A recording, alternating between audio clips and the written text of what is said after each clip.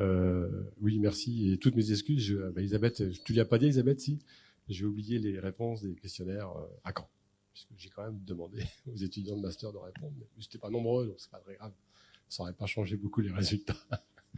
Non, mais merci d'avoir organisé cet atelier, c'est ça? On dit comme ça? Atelier de travail aux ateliers, mais non, dans l'amphi 250. J'ai cru qu'on aurait l'amphi 81. Et c'est bien, vous n'allez pas vous endormir comme ça, parce que l'amphi 80, il est beaucoup trop agréable. Pour commencer, donc comme il l'a dit, je m'intéresse. Bon, c'est assez théorique ce que je fais, mais heureusement, Isabelle, si vous ne comprenez pas ce que je dis, Isabelle vous expliquera. Et donc, j'ai choisi cette photo de Gulliver en hommage à notre ancien collègue que j'avais croisé ici, et qui fait partie du même laboratoire que moi. Mais c'est surtout parce qu'en fait, ça représente deux choses pour moi. Un, les inégalités de taille. Hein. Tu me vois venir, toi?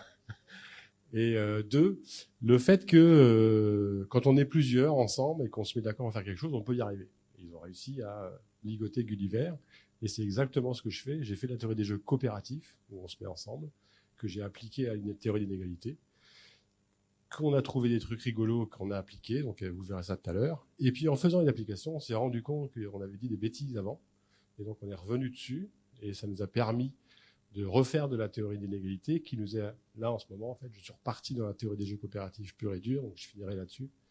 Et du coup, c'est assez rigolo cet aller-retour théorique. Les deux nourrissent l'autre.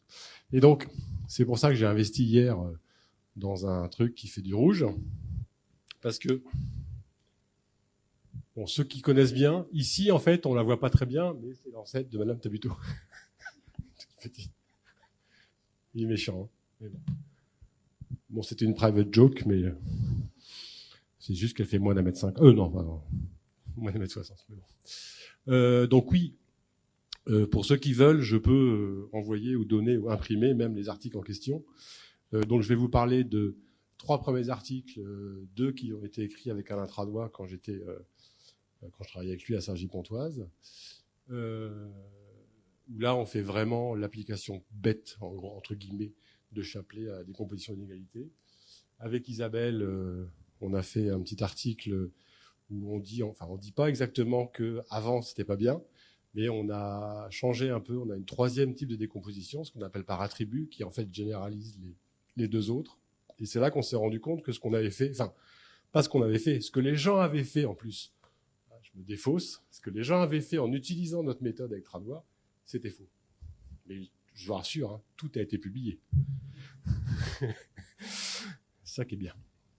Ensuite, deuxième partie de la présentation. Donc là, on revient c'est le côté boomerang. Entre les deux, il y a ce qu'Isabelle va présenter, en fait, tout ce qui est appliqué avec les données, la vraie vie, quoi. Et puis après, comment en fait on a nourri ces résultats théoriques puis appliqués de théorie d'inégalité pour revenir à la théorie des jeux coopératifs pure et dure. Donc là, un article qui vient juste de sortir, donc dans une revue, un autre qui est à la 3e étape, donc ça devrait bien passer. Et puis le dernier, TS, ça veut dire top secret. C'est pas une revue, c'est juste des choses qu'on est en train de faire et sur lequel l'article il est sur mon sac là-bas. Donc s'il y en a qui veulent relire l'anglais, je veux bien les corrections. D'accord? Voilà le truc. Juste pour... Ah, il y a Samuel qui arrive. Salut. Ça va. Du coup, je ne savais pas trop quel était le niveau de compétence et de connaissance des gens. Donc je repars de la base. Non. Notre objectif initial, en fait, quand on s'intéresse à la théorie des inégalités, là je ne parle pas du côté appliqué, hein, c'est de dire est-ce qu'on est capable de comparer des distributions. Et donc il y a un critère que vous connaissez peut-être tous, qui est le critère de Lorentz, avec lequel, si ça marche, le job il est fini. Sauf que, bien sûr, ça marche rarement. D'accord ?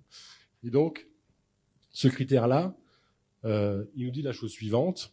Si on est capable d'avoir des données, des fois on est jaloux, mais si on est capable d'avoir des données intéressantes, on peut avoir les revenus de tous les individus.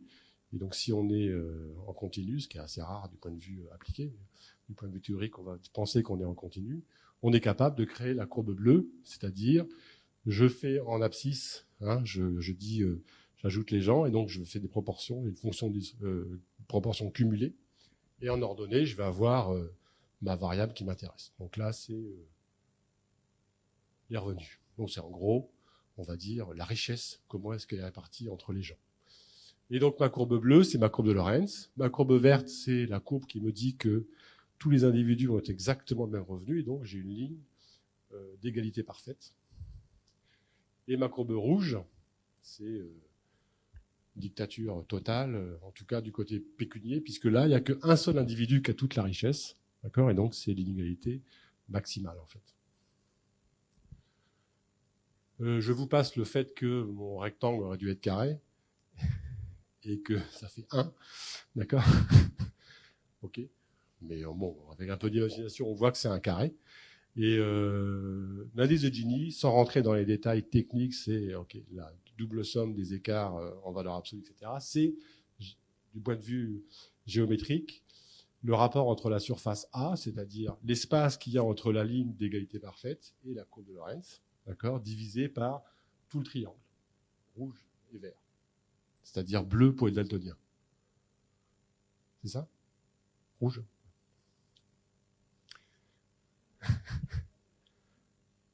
Daltonien, tu sais pas ce que ça veut dire? Ok. Alors, ce qui m'intéresse, si on peut comparer avec Lorenz, ça veut dire qu'on peut avoir deux courbes. Si elles sont pas séquentes, on va pouvoir dire cette distribution est plus ou moins inégalitaire que l'autre. Okay. Le problème, c'est que la plupart des courbes sont séquentes. Et donc, alors, il y a des méthodes, dominance stochastique du premier ordre, deuxième ordre, etc. Mais c'est pas ce qui m'intéresse. Ce qui m'intéresse, c'est quand on passe un indicateur synthétique, et là, en l'occurrence, Isabelle vous montrera, c'est Gini, là, parce que justement, graphiquement, c'est facile à voir, ça représente bien, contrairement à certains collègues du ministère qui disent que Gini, c'est compliqué. Mais bon, ça, moi, ce qui m'intéresse, et là, c'est une mauvaise propriété de Gini, on va dire, c'est que on ne sait pas d'où ça vient, en fait, avec Gini. On a une mesure synthétique qui dit, voilà, Gini, c'est 3,2, j'en sais rien. C'est une blague. Parce que Gini, ça ne peut pas être plus grand que... C'est bien, Mathieu. Ça ne peut pas être plus grand que 1. Enfin, si, en fait, ça peut être, petit aparté théorique, ça peut être plus grand que 1 quand on a des revenus négatifs. Par exemple, si on travaille sur des entreprises qui ont des résultats d'exploitation négatifs, ça peut être un revenu. Et du coup, ça veut dire que graphiquement, on va avoir une courbe de Lorenz qui part d'en bas, en dessous l'axe des abscisses. Et donc, on a une surface qui est plus grande que 1. Donc, on peut avoir des indices de Gini non généralisés plus grands que 1. Il suffit de les généraliser et puis après, ça marche. D'accord ? D'où ça vient? Ça veut dire que, enfin, de point de vue encore purement théorique, ça veut dire qu'on a une mesure de Gini qui est de 0,33. Est-ce qu'on est capable de dire d'où est-ce qu'elle provient, cette inégalité? Donc il y a plusieurs, dans la littérature, donc ça fait très très longtemps que ça existe. Gini, pour ce que je rappelle, c'est 1921. 3 types de décomposition, 2 qui datent depuis très très longtemps. Donc la première, c'est qu'est-ce que j'ai mis en premier? La décomposition par sous-population. Bon là, par exemple, c'est un peu comme c'est le seul mec. Ah non, pardon, il y a Samuel qui est arrivé. Mais voilà, si je pourrais m'intéresser à la répartition des salaires dans cette salle, et puis j'aurais 2 hommes qui gagnent énormément d'argent et des femmes qui en gagnent encore plus. Oui, mais c'est ce que je dis, les femmes qui en gagnent encore plus. Et du coup, comme quoi les salaires, les discriminations ne sont pas forcément genrées dans le sens qu'on croit. Mais bon. Pardon, excuse-moi. Oui. Les inégalités de salaire. D'accord. Ça c'est ce qui nous intéresse. Alors, je passe tout le côté normatif, axiomatique dans Econometrica pour ceux qui veulent. Donc là, c'est vraiment des maths pures et dures où il y a des propriétés normatives. Donc le théorème de Shorrock qui caractérise la décomposition de la variance. Bon, le premier article que je vous ai montré, on part de ça, on critique ça du point de vue normatif et on arrive à montrer que, au final, il faut faire Chapelet, bien sûr, c'est normal. La deuxième, c'est par source de revenus. Donc là, l'idée, c'est simple, c'est de dire j'ai un salaire, j'ai une indemnité pour mon logement, je peux avoir un supplément familial de traitement parce que j'ai 12 gamins, etc. Et ça commence à être intéressant à partir de 5, je crois, si je me souviens bien. Non, je ne sais plus. Les allocations familiales, 3. les revenus fonciers, financiers, etc. Donc là, je peux avoir plein de sources de revenus et je veux savoir, entre nous, qu'est-ce qui fait que, si c'est par exemple notre salaire de base, c'est pas normal, on est des fonctionnaires, ça ne devrait pas être trop ça. Si c'est les primes, et je pense qu'elle va en parler. Non, t'en parles des primes? On fait partie d'une catégorie de la fonction publique où les primes sont la principale source des inégalités entre nous, en fait. Alors, pas entre nous là, mais entre les autres A+. Les femmes, voire même les A++, comme on dit. On verra ça. Et la dernière, je ne vais pas trop en parler, parce qu'on s'est mis d'accord. Hein. Je te laisse cette partie-là. Donc la dernière, c'est l'article de 2015 avec Isabelle, où c'est une décomposition par attribut. Donc c'est vraiment un truc, c'est du franglais, ça, attribut. C'est des caractéristiques individuelles. Donc dans l'appel d'offres ministère DGAFP et Défenseur des droits, on a eu des échanges avec les gens, et puis on s'est rendu compte qu'ils n'avaient pas compris trop ce qu'on voulait leur vendre, pourtant ils l'avaient acheté, et ils nous ont un peu obligés à faire autre chose, en fait. Et au final, grâce à ça, c'est ça qui est assez intéressant, on a débouché sur plein de trucs dont je vais parler. Donc la caractéristique individuelle, ça va être, j'ai toujours un revenu, mais je vais modifier un peu ce revenu de manière à pouvoir dire, ça provient du fait que j'ai un bac plus 30, ça provient du fait que je suis un homme, ou je travaille dans telle université, ou je travaille dans telle région, etc. etc. D'accord? J'exagère à peine. Ok? Donc là, typiquement, on va prendre des données européennes, par exemple, où on va avoir des enquêtes assez fines sur tout ce qu'on fait, le type d'entreprise, est-ce qu'il y a un statut social particulier, etc. Ok. Ça, c'est du point de vue de la littérature assez large. Et donc, les premiers articles avec Tranois, ce qu'on dit, en fait, c'est juste l'approche la plus simple possible quand on dit c'est quoi la contribution de quelqu'un à une œuvre collective. C'est ce qu'on appelle l'approche marginaliste. Et c'est de dire, c'est juste le fait qu'il rentre dans le jeu, qu'est-ce qui se passe, qu'est-ce qui change. Ou alors, le fait de dire, s'il n'était pas venu, qu'est-ce qui se serait passé. Et donc, c'est vraiment, on va comparer l'apport d'une personne à un collectif. C'est comme si les gens, là, ils rentrent dans la pièce, et puis, on va dire, on ferme, il n'y a plus d'air, et au fur et à mesure que les gens rentrent, ils commencent à respirer, et puis il n'y a plus d'air, puis à un moment donné, on meurt tous, quoi. Parce que la théorie des jeux coopératifs, le gain, ça peut être négatif. Je ne sais pas si ceux qui connaissent un petit peu le jeu de l'aéroport de Guillermo Owen, la question c'est comment est-ce qu'on se partage le coût de la gestion de l'aéroport en faisant payer les compagnies aériennes. Et donc le gain, en fait, il est négatif pour les compagnies aériennes, pas pour l'aéroport. Mais... Et donc je mets une bonne, mauvaise idée. Comment dire? Parce que quand on a fait ça, on était super fiers de nous. Ouais, ça marche, tout ça, tout. En plus, on avait un théorème de caractérisation, donc on était super contents. Donc oui, un théorème de caractérisation, c'est j'ai des propriétés normatives, on appelle des axiomes en fait, et j'ai un résultat qui me dit si je suis d'accord, enfin si la société est d'accord avec ces normes-là, alors la façon de répartir, c'est forcément comme ça que je fais. Et si je veux répartir avec cette règle-là, alors je suis d'accord avec ces normes. Ok ? C'est ça mon job en fait initial, c'est faire de l'axiomatisation et de la caractérisation de règles. Donc, l'idée c'est un peu ça. Donc ça c'est la petite blague du métro de Séoul, où on avait un collègue économètre qui disait « Ah, tu vois, si on met 50 Parisiens dans le métro de Séoul, c'est le bazar. Par contre, si on met 50 Coréens dans le métro de Paris, ils meurent. » Et en fait, je ne sais pas si vous êtes au Japon, c'est pareil, hein, ils sont... c'est des métros automatiques, il n'y a pas de chauffeur, et donc ils sont comme ça. Il y a un balai magnifique, vraiment, c'est d'un ordre incroyable. Les gens sortent par le milieu, et les deux rentrent comme ça. On ne se touche pas, on a 1 mètre d'écart, et oups là. Et c'est assez rigolo. Et la Var de Chapelet, c'est un peu ça, en fait. Les gens rentrent, un par un. Souvent, les gens, dans les colloques de théorie des jeux coopératifs, c'est souvent là, à la fin, on voit un petit dessin humoristique où il y a les gens qui font la queue, et puis on voit la porte, et on ne sait pas ce qu'il y a derrière. Voilà, en gros, c'est ça. Et donc, ce qu'on va regarder, c'est, quand je rentre dans le jeu, qu'est-ce que j'apporte? Le problème qu'on va avoir, c'est que le rang auquel je rentre dans la salle peut changer, en fait. D'accord? Et donc, on va avoir une loi de probabilité sur le fait que ce soit moi qui rentre en première, seconde, troisième, quatrième place, etc. Alors, on a un truc assez simple du point de vue probabilistique, puisque toutes les coalitions sont équiprobables, donc ça fait du 1 sur n. Ça va. Mais il faut se dire, en termes d'inégalité, ça va être, tiens, si j'arrive à supprimer les inégalités provenant du genre dans ma distribution, dans ma population, qu'est-ce qui se passe? D'accord?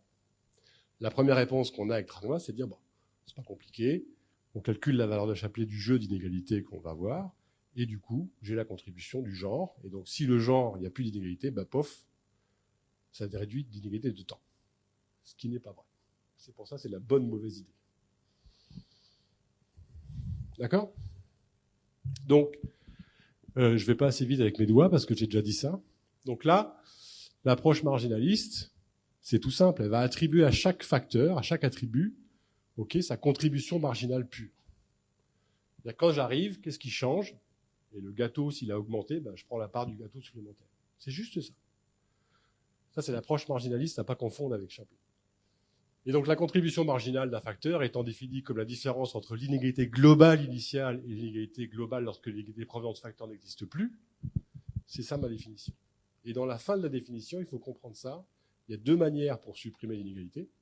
Soit que je supprime les femmes, et du coup il n'y a pas de genre, d'accord, ou les hommes, mais ça veut dire qu'on a une vision très vieille France du genre, ça veut dire qu'il n'y a que deux modalités, ce qui commence à être difficile à argumenter, parce qu'il y a les Allemands, ils sont 3. Il y a un tribunal à Tours qui a dit qu'effectivement, je ne sais plus quelle personne n'était ni femme ni homme, donc on commence à avoir le genre, et puis les gens qui travaillent vraiment sur le genre, ils n'ont pas deux genres, ils ont un continuum de genre. D'accord? On est plus ou moins homme, plus ou moins femme. On avait vu une Anglaise à Angers, non? Qui parlait de ça, là, qui venait de Paris 1, je crois, qui avait eu le prix. C'est vrai? Donc, en fait, dans toute cette théorie-là, il y a un continuum en fait de modalités sur le genre. Donc là, pour l'instant, nous, on reste des vieilles France. Hein, vu nos âges, on est à femme-homme. Ok. Après, donc ça, c'est la première façon de se débarrasser entre guillemets de l'inégalité provenant d'un attribut. Puis je supprime la caractéristique et je regarde qu'est-ce qui se passe. Et du coup, la différence entre les deux, bah, c'est la contribution de la caractéristique. Il y a une autre façon qu'on utilise en fait, pratiquement tout le monde utilise celle-là maintenant, c'est de dire, je vais me débrouiller pour qu'il n'y ait plus d'inégalité entre les genres. Ça veut dire que quel que soit, pour un continuum d'attributs identiques, le fait que je sois une femme ou un homme, ça ne va rien changer. D'accord? Donc tous les jumeaux, on va dire, c'est un terme économétrique, mais tous les jumeaux, les triplés, etc., qui sont identiques, sauf le genre, ils vont avoir le même salaire. Et donc, oui, un masse salariale constante. Très bonne remarque. Si, parce que ça veut dire que je ne vais pas chercher à augmenter, par exemple, là ici, on serait content, Mathieu et moi, d'avoir le salaire moyen des femmes. Ce qui n'est pas la même chose que de dire, je vais mettre tout le monde au salaire moyen. Ce n'est pas la même chose. Ce n'est pas la même politique. Mais c'est un masse salariale constante. Mais ça marche aussi si on... Alors, il n'y a pas des c'est ça qu'il faut comprendre, c'est que tout ce que je fais, c'est fictif, en fait. C'est si jamais on avait fait ça, alors on aurait eu ça. Mais on ne le fait pas. Tu t'imagines le scandale.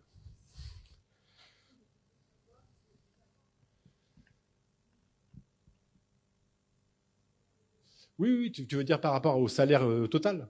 Ah oui, bien sûr, oui, bien sûr. Ah oui, les Pragues vont perdre plus que les PR de fac. J'ai rien contre les Pragues, hein. Surtout les petits.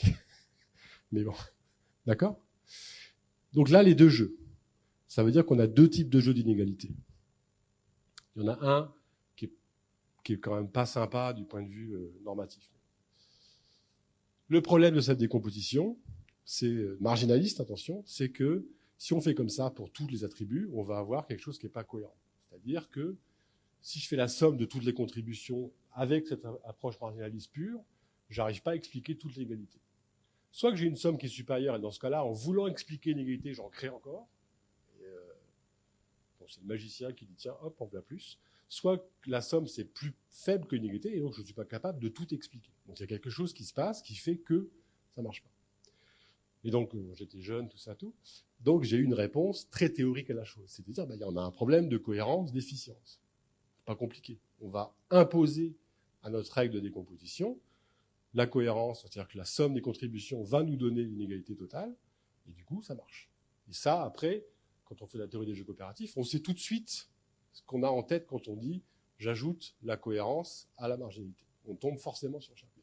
Donc ça, c'est pas une surprise pour les théoriciens. J'espère que c'est le transparent d'après. Ah, voilà. Donc il y a une coquille. Tant pis. C'est mon côté dyslexique qui fait que le O doit être à côté du P, non, j'espère, dans le clavier, sinon... Mais, donc la seule façon, dans ces jeux-là qu'on avait au début, de concilier les deux approches, c'est le fait de dire je veux que ce soit marginaliste pour décomposer une égalité, mais en même temps je veux que la somme des contributions soit égale à 1, en fait, si on normalise. Le seul résultat auquel on arrive, c'est ça. C'est de dire il faut que la contribution d'un attribut, en l'occurrence là c'était une source ou une subpopulation, ça doit être égal, ça va être égal à la valeur de Chapelet du jeu d'inégalité. D'accord? Et ça c'est faux. C'est faux. Théoriquement, mathématiquement, c'est vrai. L'interprétation, elle est un peu abusive, voire erronée pour ne pas dire complètement fausse. D'accord? C'est ça où c'est beau, c'est que la théorie, ça passe, c'est correct, tout est beau, tout. Puis quand on commence à interpréter... Et donc du point de vue plus formel, on a un ensemble d'individus N qui va être notre ensemble de joueurs, en théorie des jeux, mais un ensemble d'individus qui va avoir un revenu dans la vraie vie, d'accord? Un ensemble de sources de revenus, donc là j'ai pris le cas de décomposition par source, et donc on a forcément au moins 2 individus et au moins 2 sources de revenus disponibles pour chacun. Attention, ça ne veut pas dire que j'ai pas 0 pour une source, mais il m'en faut quand même 2, ok? Les individus sont des A, la B, etc. Et puis, alors là un terme, un grand S capital, ça va être une coalition, donc c'est tout sous-ensemble non vide de notre ensemble grand M de toutes les coalitions. D'accord? C'est-à-dire que là, je prends les gens dans la salle, il y a une coalition qui est simple, c'est l'ensemble vide, puis après, il y a Mathieu tout seul, Isabelle tout seul, donc j'ai des singletons, j'ai des paires, des triplés, etc. Donc je prends tous les sous-ensembles de coalition jusqu'à pouvoir former le grand N. OK? Alors, donc là, une situation X, ça va être XIA, donc faut avoir en tête comme si on avait une matrice, en gros, d'accord? Pour chaque individu, on va avoir sa part de revenus qui provient de telle source de revenus. Ok? C'est juste ça. Donc on peut sommer dans les deux sens. Dans un sens, on va avoir le revenu total qui provient de telle source pour toute la population. Et dans l'autre sens, on va avoir le revenu d'un individu si je somme sur toutes les sources de revenus. Ok? Donc je fais ça. On a des notations simples où je peux avoir une distribution agrégée et je vais avoir des revenus moyens. Et ça, je vais pouvoir le dupliquer, enfin plus que le dupliquer, l'implémenter sur, alors en français on met mettre en œuvre, sur tous les sous-ensembles. D'accord? Donc ce qui est valable pour le commun des mortels dans une distribution classique, j'ai une moyenne, etc. Ça c'est valable pour tous les sous-ensembles de ma distribution, par source de revenus. Okay? Donc je suis capable, si je prends deux revenus, les rentes et mon salaire, j'ai une nouvelle distribution de revenus qui provient de ces deux sources-là et qui va être différente de ma distribution complète. Soit que j'ai supprimé les autres sources de revenus, soit que je les ai égalisées. Et du coup, j'ai plus d'inégalité qui provient de ces sources-là. D'accord?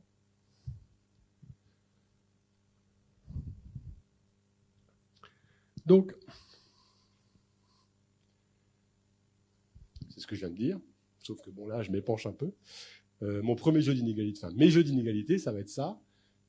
Alors d'abord, mon indice d'inégalité, c'est un indicateur synthétique, donc c'est une application, d'accord, qui va de X, donc l'ensemble des situations dans le produit cartésien Rm, M étant le nombre de sources de revenus, d'accord. Et donc je me cantonne à un type de mesure d'inégalité précise, puisque je vais dans 0,1. Et en plus, je fais l'hypothèse que tous mes indicateurs sont invariants à un changement d'échelle. Donc j'ai des indices relatifs. OK? Ça, c'est de la technique, mais c'est quand même, ça marche pour une grosse catégorie d'indices, mais pas pour tous. Alors ça marche en fait, mais à un iota près, donc on ne va pas parler. Et donc pour un indice d'inégalité et une distribution de revenus initiale, on va pouvoir, ce que je disais tout à l'heure, construire une nouvelle distribution dans laquelle on va se débarrasser de une source, enfin de l'inégalité qu'on va de une source, ou de deux sources, ou trois sources, etc. D'accord? Donc à chaque sous-ensemble de sources, j'ai une distribution modifiée de ma distribution initiale. Ok? Je me débarrasse. En gros, on peut dire, j'ai une politique publique qui fonctionne super bien. Tous les hommes et toutes les femmes qui ont tel diplôme, qui habitent dans tel endroit et qui travaillent à tel endroit, ils ont le même salaire. Ça marche. Il n'y a plus d'inégalité qui provient du genre. D'accord? Donc, ça c'est mon equalize game, d'accord, pour le lambda. Ça veut dire que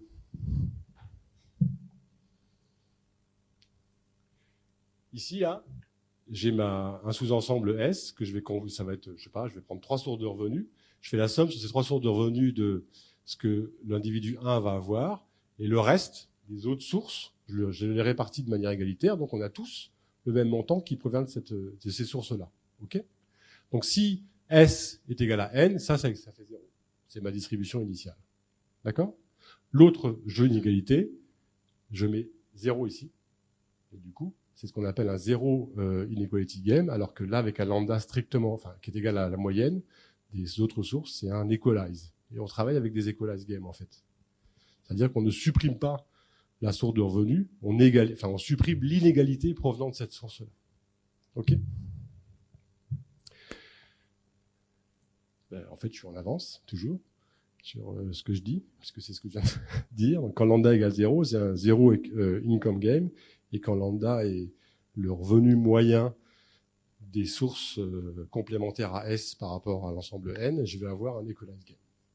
Et donc, c'est, comment elle s'appelle, Mercedes Sastre, une espagnole, et puis un Tranois, qui ont fait un article en je ne sais plus quoi, qui font une étude sur les données de l'OCDE, et qui montrent en fait que c'est beaucoup mieux d'utiliser ça, pour une raison très simple, c'est que pour une distribution particulière des sources de revenus dans la population, on peut avoir des contributions négatives dans le premier type de jeu.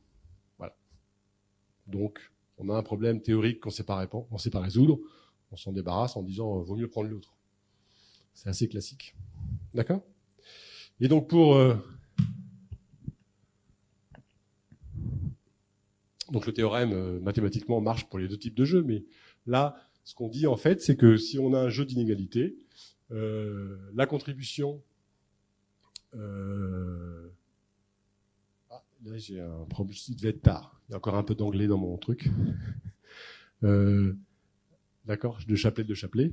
Et donc, d'un facteur I va être défini. Donc là, on a une somme pondérée. Ça, c'est ici, c'est une somme pondérée des contributions marginales. Donc, c'est qu'est-ce qui se passe quand je suis là, petit i, moins qu'est-ce qui se passe quand je suis plus là. D'accord ?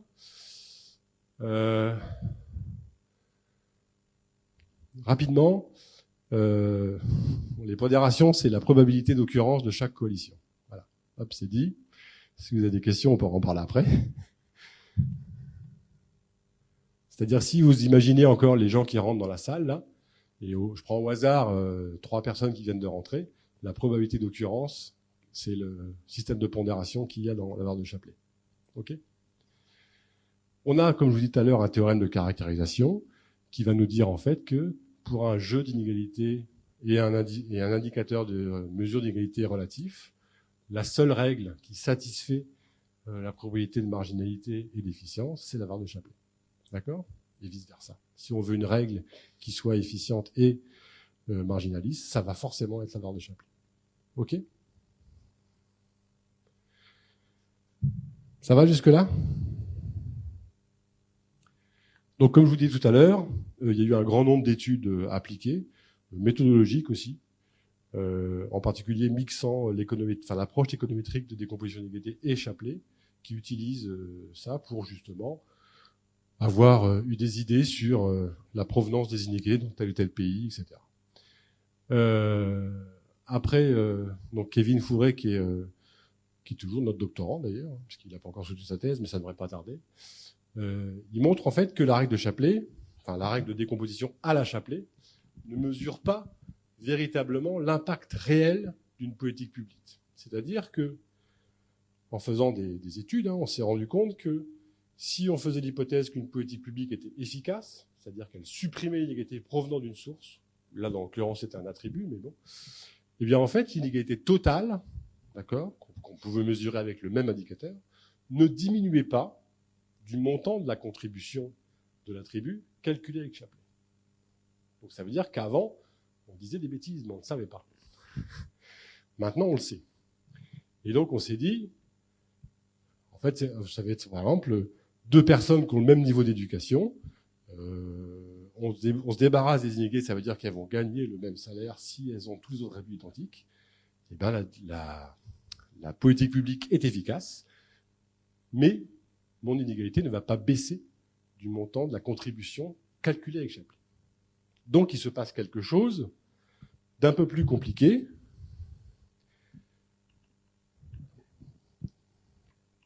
Et donc bien sûr,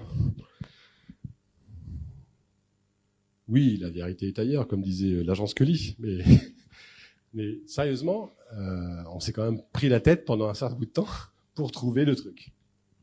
D'accord ? C'était Mulder qui disait ça ? Ah, pardon. Encore un truc genré. Et donc, on s'est quand même pris la tête pour savoir ce qui se passait. Donc, j'ai lu beaucoup d'articles là, de maths et de théorie des jeux coopératifs. Et puis, on s'est pris la tête aussi à essayer d'expliquer de manière appliquée, quoi. Où est-ce que ça passe, quoi. Où est-ce qu'on perd cette baisse d'inégalité qui devrait être plus importante la plupart du temps. Et en fait, pas toujours. Oui, c'est un abus de langage quand je dis c'est toujours en dessous. Ça va dépendre justement de l'autre phénomène qu'on va mettre en exergue là. Donc le défaut de l'approche marginaliste, naïve, alors le naïf c'est le côté mathématique et théorie des jeux coopératifs, puisqu'il y a deux Allemands qui bossent là-dessus aussi, en pure maths, mais ils ont appelé ça l'approche, la vision naïve en fait du partage, ça correspond à l'approche marginaliste. Et qu'elle donne une importance aux joueurs, ou alors à l'attribut en théorie d'inégalité, qui diffère de celle octroyée par la valeur, d'accord, telle que la valeur de Shapley. C'est valable pour d'autres concepts de théorie des jeux coopératifs. Ok ? L'idée, c'est simple, c'est que si je calcule simplement ma contribution marginale pure, quand vous avez deux individus en théorie des jeux coopératifs, vous avez, si je suis tout seul, j'ai un truc, l'autre il a un autre truc, et si je les mets tous les deux ensemble, c'est pas forcément additif, super additif, sous-additif. Ça dépend. D'accord ? Et donc le fait que ça dépende, en théorie pure et dure, on explique ça par l'existence d'interactions. D'accord ? Ce qui est assez logique. On joue un jeu, d'accord ? On joue au président. Il y a des interactions stratégiques pour savoir qui c'est qui va être président ou pas. Ok ? Et donc Casajusa et Huttner, l'année dernière, dans Games and Economic Behavior, publient un truc, ça s'appelle Naïve, je ne sais plus quoi, et Décomposeur.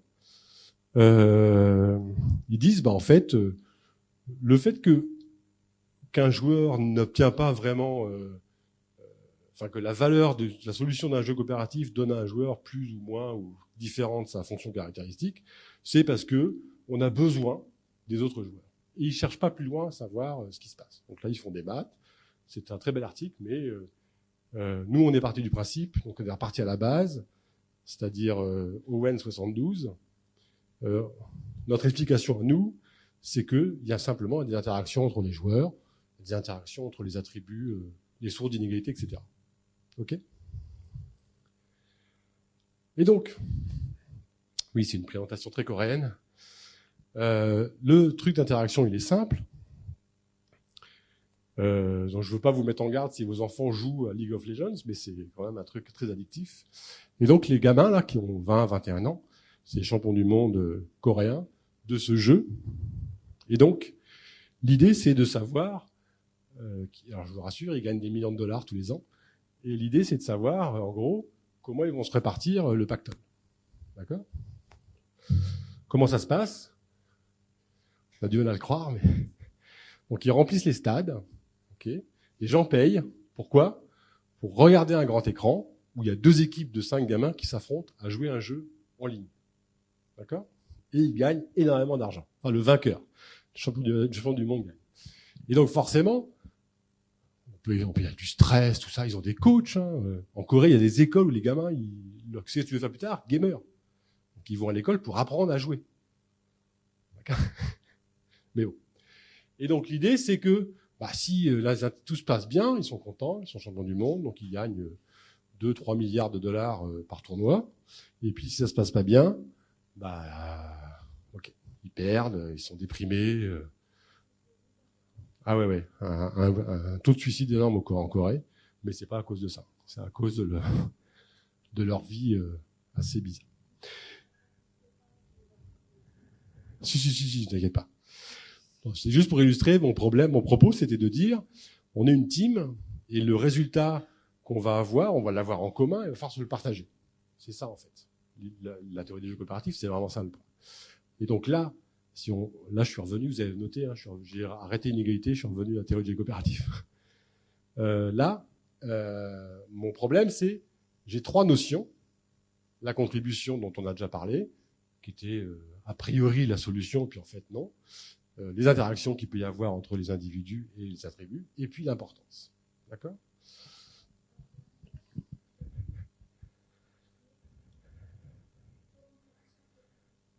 Non.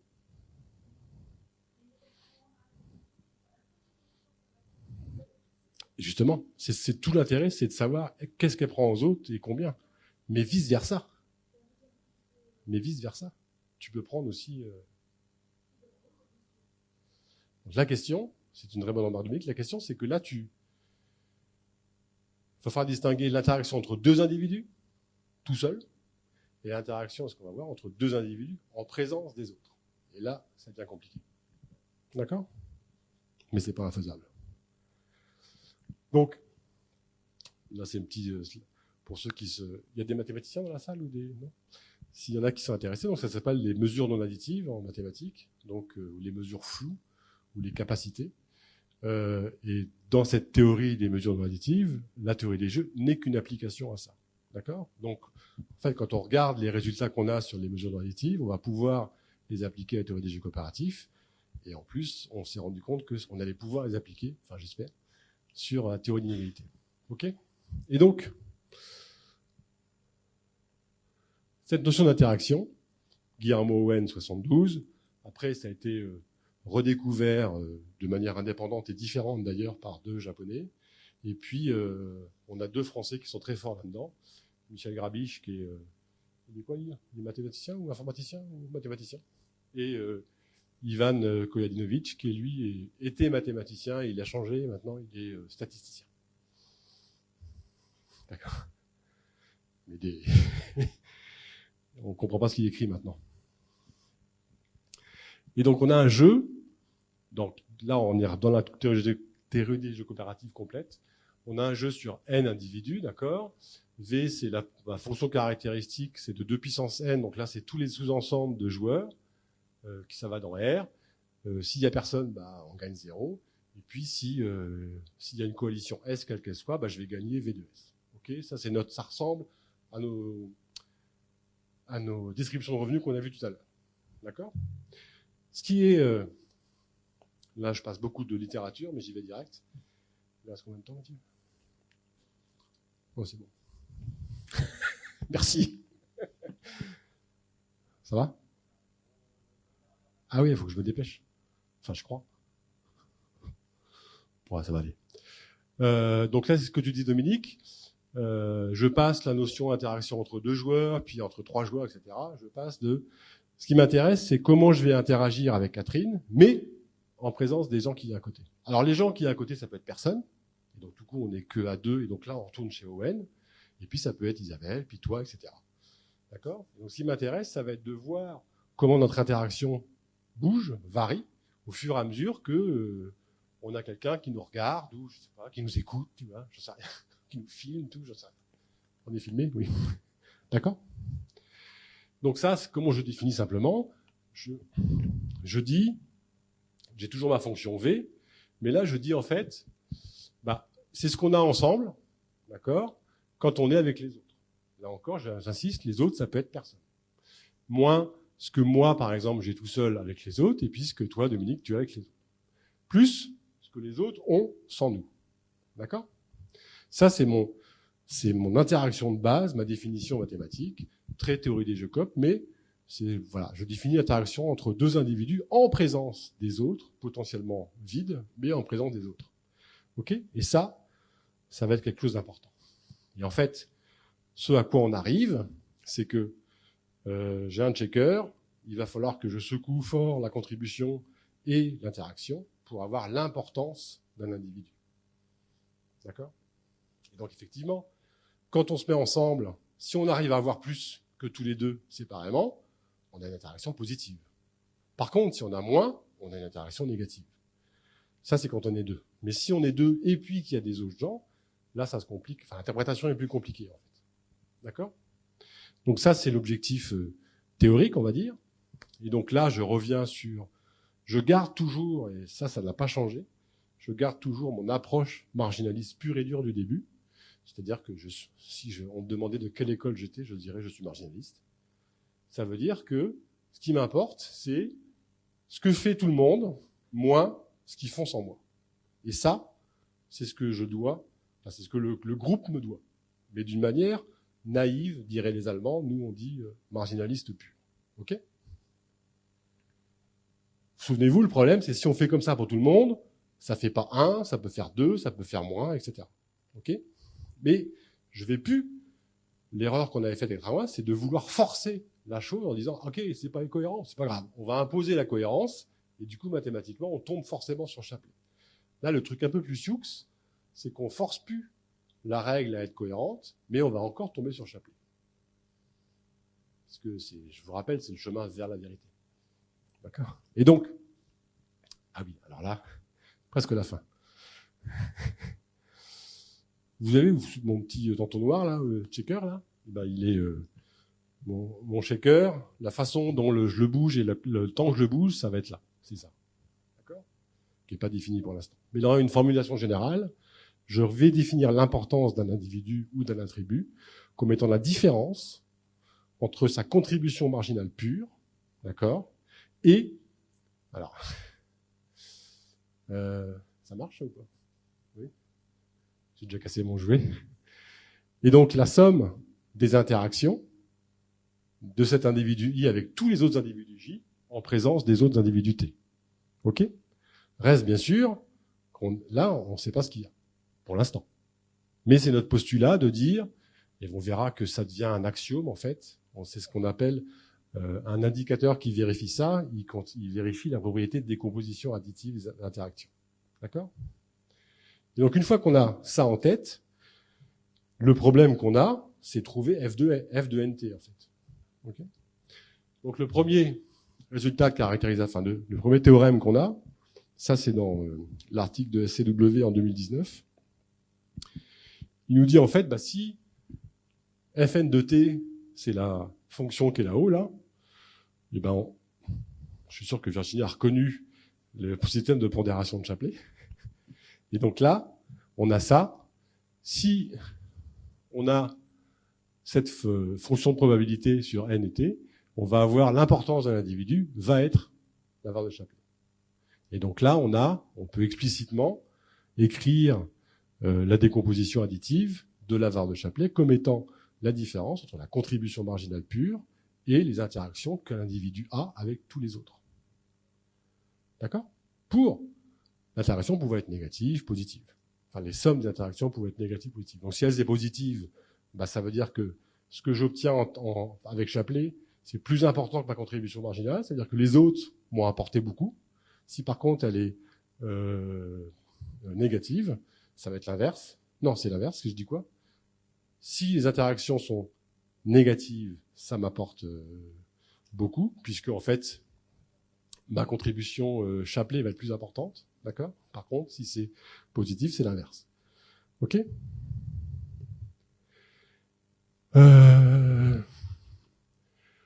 L'importance d'un joueur, donc c'est égal à la différence entre la contribution marginale pure et les interactions. Donc là, c'est ce que j'ai marqué. Et et c'est le deuxième théorème, si on définit, on change un peu de variable, on va regrouper l'interaction IJT comme étant la somme avec cette fonction à l'intérieur, on le définit comme ça. On arrive au deuxième théorème qui est de dire que toute mesure d'inégalité, conditionnellement au fait qu'elle soit à mesure relative, d'accord, c'est l'hypothèse du départ, on va la décomposer simplement comme ça. C'est-à-dire que un indicateur d'inégalité, ça va être la somme des contributions marginales pures de tous les individus ou de tous les attributs, d'accord, ou toutes les sous-populations, si vous voulez. La différence avec ça et la somme de toutes les interactions 2 à 2 en présence des autres. Pour ? Oui, bien sûr, bien sûr. Très bonne question. Parce que c'est la suite. C'est l'article de Games and Economic Behavior, c'est ça. C'est bon, ça? Ah, oui. Une petite quand même. Parce que, alors ça, c'est pour ceux qui aiment bien les probabilités, mais le modèle implicite probabiliste, il est très bizarre, mais il existe. Et on l'a trouvé avec un Sébastien Courtin lorsqu'elle a failli me faire mourir montant sur la tour au Corée. C'était pour mon bien, tu parles. Et du coup, en fait, ce modèle est bizarre. Vous imaginez que vous allez vous marier. C'est une mairie. Et vous avez votre future femme à côté et vos 4 témoins. D'accord? Ça peut être des femmes, des hommes, enfin bon. Et donc là, le modèle probabiliste, il est suivant. Je me pose la question de savoir quel va être mon bonheur si je me marie bien avec cette femme qui est à ma gauche. Ou à ma droite, je sais pas comment on fait, enfin bon, peu importe. C'est il y a longtemps. Et du coup, je me dis, ah ouais, mais quand même, là, à ma droite, là, j'ai mon témoin que j'aime bien aussi, tout. Et donc, je me pose la question de savoir si je serais pas plus heureux avec l'autre. D'accord? Si, mais c'est vrai. C'est exactement ça. On a mis du temps à le trouver, mais. Et en fait, le modèle probabiliste, il dit que je teste avec tout le monde. Et si, effectivement, je suis plus heureux avec celle-là, je me marie avec celle-là. Sinon, je change. D'accord? Ça peut être un homme aussi, hein. Il n'y a pas. Donc, voilà. En fait, je ne donnerai pas son nom, mais on a un collègue, c'est sa vie, c'est ça. En fait. C'est vrai. Il s'est marié 3 fois. Et la première fois, il s'est marié avec voilà, Catherine. La fois d'après, il s'est marié avec une autre. Et la fois d'après, pardon. D'accord? Et donc, c'est lui qui nous a fait. On s'est dit, bah oui, c'est ça le modèle probabiliste qu'il y a derrière. Et donc, Dominique, tu as raison, ça va dépendre de Fn. Et donc, la question de théorie des jeux pure et dure, qui est en ce moment en soumission, là, Games, on va se dire, mais est-ce qu'il y a d'autres modèles probabilistes que celui-ci, qui est quand même sympathique, certes, mais qui est un peu bizarre, qui pourraient expliquer la même chose? C'est-à-dire, je vais encore avoir la relation, là par contre, ça ne change pas. Je vais avoir la même relation entre l'importance, la contribution marginale pure et les interactions. Mais je vais avoir un modèle probabiliste différent, et donc je vais prendre de manière différente les interactions entre les gens. D'accord? Le reste, ça ne change pas. OK? Ah si, l'importance va changer, puisque c'est plus le même indicateur en fait. Donc là, il y a une autre valeur qui est très connue en théorie des jeux coopératifs et en théorie du vote, c'est l'indice de Banzhaf. Et donc là, après, c'est que des maths, là, mais on cherche en fait la fonction Fn de t, donc le modèle probabiliste implicite qui va nous amener à avoir cette décomposition. Donc là, on a pu, comment dire, on a toujours notre contribution marginale pure. Là, on a changé le modèle implicite probabiliste des relations entre individus, et donc on change l'importance. OK? Et donc, sauf erreur de ma part, ah ben non, c'est pas fini. Sauf erreur de ma part. Oui, donc là, les théorèmes de caractérisation, oui, parce que c'est toujours bien de finir par un théorème de caractérisation. Donc,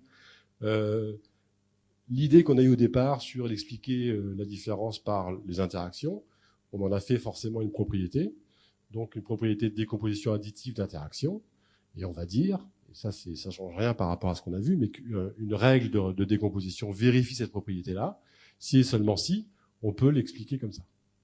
D'accord? Donc là, j'ai mis en français, mais j'ai pas changé les maths. Donc là, c'est la contribution marginale pure, c'est la naïve solution des deux allemands, en fait. Et puis là, c'est ma fonction, qui est ce qu'on veut, ça va dépendre de ça. Alors, quand je dis ce qu'on veut, c'est un peu vrai, mais Donc il y a deux étudiants à Cergy là, et à Caen qui bossent sur quelle autre forme de FN2T on va pouvoir avoir pour avoir d'autres solutions de jeu coopératif. D'accord ?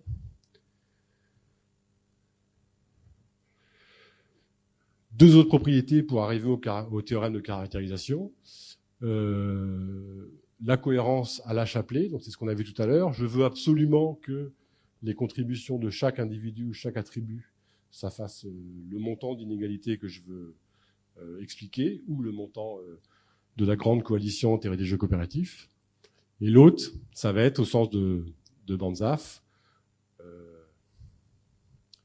Bon, la différence entre les deux, ils sont tous les deux marginalistes, mais le modèle de Probable n'est pas le même. D'accord ? Et donc, on a ça. Non, ça ne change pas les interactions, ça change la manière dont tu les prends en compte. Donc, tu vas avoir un système de pondération différent de ça. Puisque, en fait, tu vas arriver à une contribution, à une importance différente, en fait. Oui, bien sûr. C'est ça qui est beau. Enfin, qui est beau.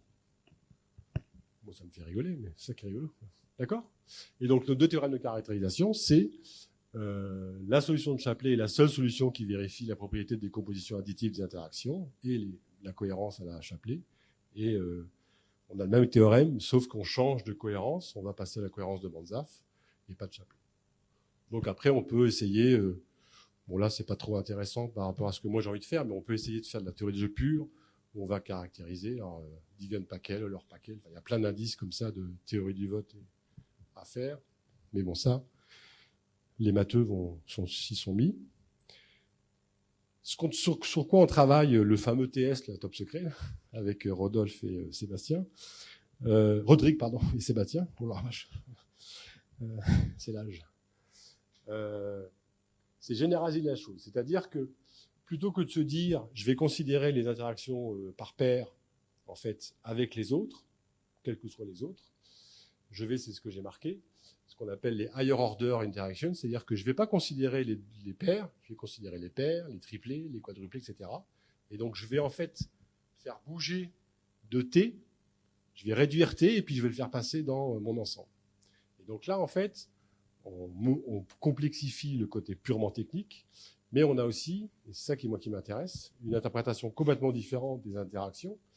L'objectif étant, enfin, si on ne s'est pas trompé, d'arriver à une matrice d'interaction, alors à 2, à 3, à 4, à 5. Et si on ne s'est pas gouré dans l'interprétation, on devrait être capable de dire, si j'ai une politique publique qui n'est pas directe, qui est indirecte, est-ce qu'elle va être plus efficace qu'une politique publique directe ? Par exemple, sur le genre, est-ce que j'ai intérêt à faire un truc qui dit il n'y a plus d'inégalité provenant du genre, ou est-ce que j'ai intérêt à faire une politique publique qui va, en termes d'éducation, faire en sorte que, je sais pas, les filles elles soient pilotes de chasse, ingénieurs, je sais pas quoi, et que les gars soient sages-femmes, je sais pas. Enfin, certains vont dire c'est plutôt de la socio parce qu'on a une représentativité des métiers différents. Tout ça. Non. D'accord ? Je suis clair là ? Ok. Ah ben là, c'est fini. Merci.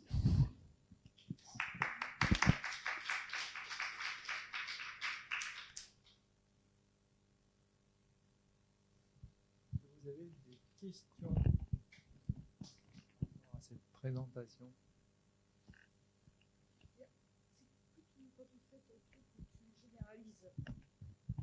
Mais à la fin, tu vas retomber sur la même chose, parce que si tu prends tout moins 1, tu retombes sur... si tu fais une coalition de tout le monde et qu'il n'en reste plus que 2 dans... je ne sais plus comment c'était dans T, bah, tu retombes sur ton premier cas. Non, parce que... Pourquoi ? Non, parce que tu reviens à... J'ai hésité à le mettre, hein. J'aurais dû le mettre en fait, mais... non, c'est pas celui-là. Ouais, si, c'est celui-là que je veux. Tu reviens à...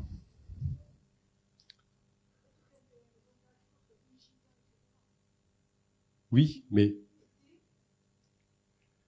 là, c'est ça que je veux généraliser, moi. C'est pas I, ça va être IJ.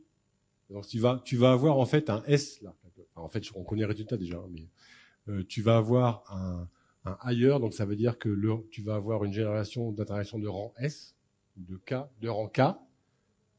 Si, je suis marginaliste, mais je suis aussi communiste. Je suis moins naïf, exactement, tout à fait. C'est exactement ça le titre de l'article.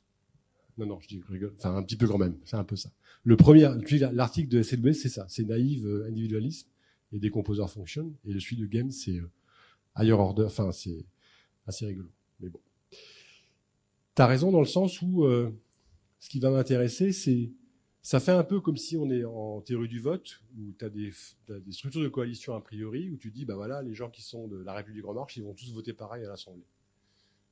Ou les gens qui sont au Parti communiste. Il y en a encore au Parti communiste? Oui. Je ne suis plus trop les élections, mais c'est plutôt l'autre côté qui m'embête. Mais bon. Oui. Et du coup, tu fais implicitement l'hypothèse que les gens, ils coopèrent, et puis quel que soit ce qui leur arrive, ils vont toujours coopérer en fait. D'accord? Et donc là, enfin, j'anticipe parce que là, on n'a pas encore le résultat. L'idée, c'est d'expliquer les interactions avec ce qu'on appelle les indices de déprivation. Donc là, c'est encore des maths, mais c'est, je sais pas si vous, enfin bon.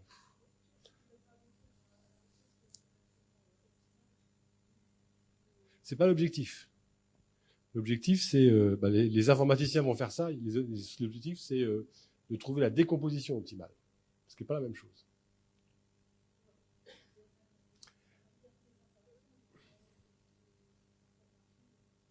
Oui. Mais si tu veux, par rapport à ta question, là, tu vas avoir, au final, tu es d'accord, tu n'auras plus de T, mais tu auras quand même une fonction F. Et là, tu auras S qui ira de N-2 à 0. Enfin, à 1, pardon. Non, N-3, pardon, à 1. D'accord? En fait. Et tu vas plus calculer l'importance d'un individu, tu vas calculer l'importance d'une coalition, d'un groupe. Ça peut être 1, mais ça peut être aussi N-2 ou plus. D'accord? Et en fait, alors, du point de vue purement technique, on est en train de proposer des nouvelles interprétations de tous les indices d'interaction, en fait, tout simplement. Parce qu'en fait, les indices d'interaction, ils ne décomposent pas. Ça, là, ils l'ont pas. Ils ont que des sommes d'interaction ici. Tout ça, ça disparaît. Et puis là, ils vont avoir bande en fait, tout simplement.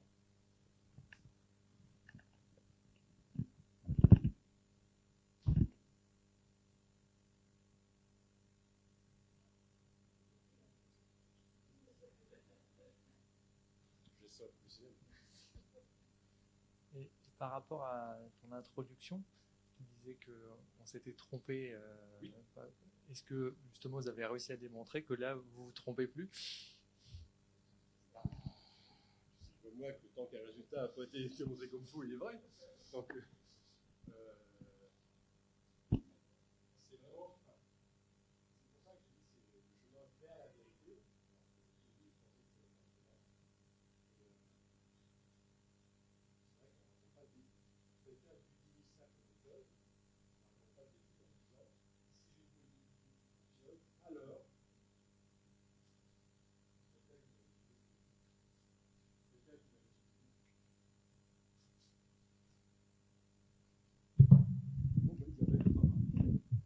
Quelqu'un qui va utiliser cette décomposition-là va pas se tromper en disant si je une politique publique qui fonctionne, je vais pas réduire mes inégalités de ce montant-là, d'accord? Je vais juste le réduire de ça. Ça veut dire que l'approche marginaliste pure, elle explique complètement en fait l'impact de la politique publique. Les méthodes précédentes, on arrivait à... Le principal défaut, c'est que la contribution qu'on calculait était fausse. La contribution qu'on calculait, elle était correcte du point de vue technique. Mais elle pouvait être... L'interprétation n'est pas la bonne, dans le sens où tout le monde disait oui, alors si on a une politique publique, la contribution du genre, c'est 30%. Ce qui n'est pas vrai. Ce qui n'est pas vrai, justement, comme tu dis, à l'épreuve des faits, Quand on applique la méthode, on se rend compte en fait que non. Si on supprime l'inégalité provenant du genre, alors elle vous montrera comment on calcule et qu'est-ce que ça veut dire, mais si on fait ça, on diminue pas l'inégalité de ça. On va la diminuer que de ça. Et ça qui est compliqué à comprendre, c'est que le fait de supprimer l'inégalité qui provient d'un individu ou d'une sous-population ou d'un attribut, on va modifier toutes les interactions dans le jeu, ce qui est assez logique, puisque on égalise le revenu provenant de quelque chose. Donc toutes les interactions avec les autres vont changer. Donc ça bouge aussi. Mais par contre, ça va pas bouger. D'accord? Et donc c'est pour ça que la politique publique, nous on dit, si elle fonctionne, elle diminuera de ça.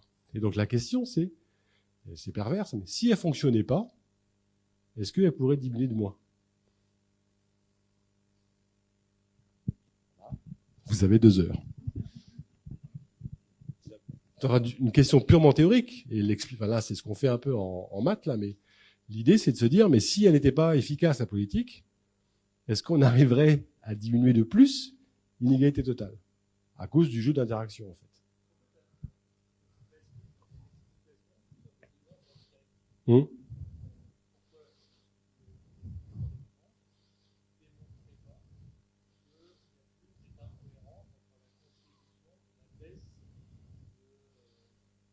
Ah, ok, je comprends. J'avais pas compris la question. Ok, d'accord.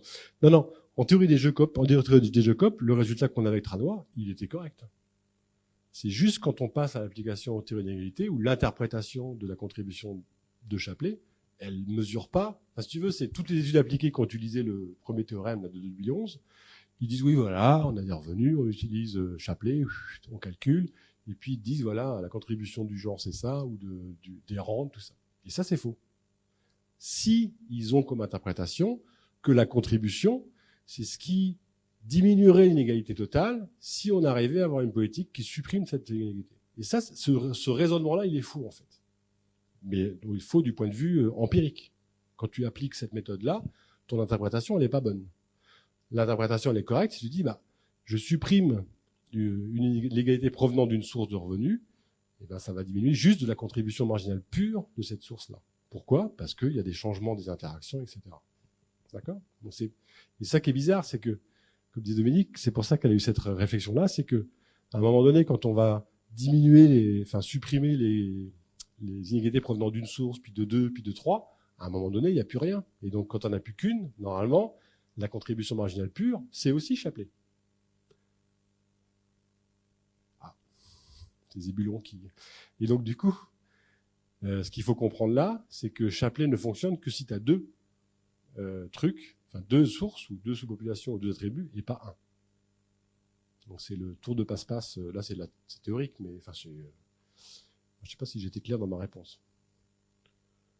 Moi je me suis compris, mais moi, tu sais, des fois, j'ai besoin de... Voilà, donc la suite au prochain numéro.